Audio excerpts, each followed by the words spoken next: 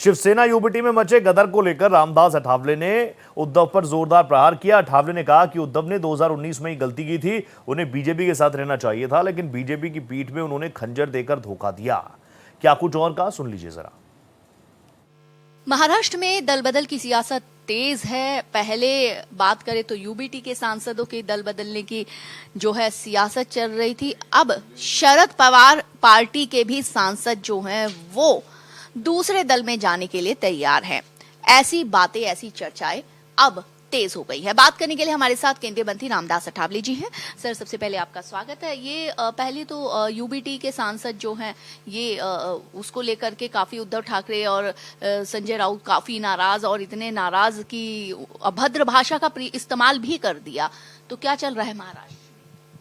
मुझे लगता है कि यहाँ मतलब नरेंद्र मोदी जी का और देवेंद्र फडणवीस जी के हाथों में राज है, इसीलिए उद्धव ठाकरे और संजय राउत नाराज है। मतलब उनको क्या करना है, कैसे आगे जाना है, इसका उनके सामने बहुत बड़ा प्रश्न चिन्ह खड़ा हुआ है।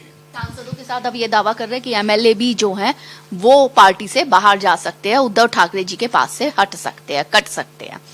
लेकिन आप ये दावा कर रहे हैं कि अभी तो 6 सांसद जो हैं वो दूसरे दल में जाने के लिए तैयार हैं, लेकिन आगे आने वाले वक्त में ये भी हो सकता है कि विधायक भी टूटे, विधायक टूटने की बात भी आओ। मतलब विधायक, मतलब पहले तो 40 विधायक टूटे, जो 56 उनके विधायक थे, उसमें से 40 विधायक तो पहले मतलब इनके साथ, मतलब एकनाथ शिंदे के साथ आई थी, लेकिन बाद में इलेक्शन हुआ 2024 में, तो अभी जो उनके 9 एमपी चुनकर आए तो 6 एमपी अभी बाहर आ गए हैं।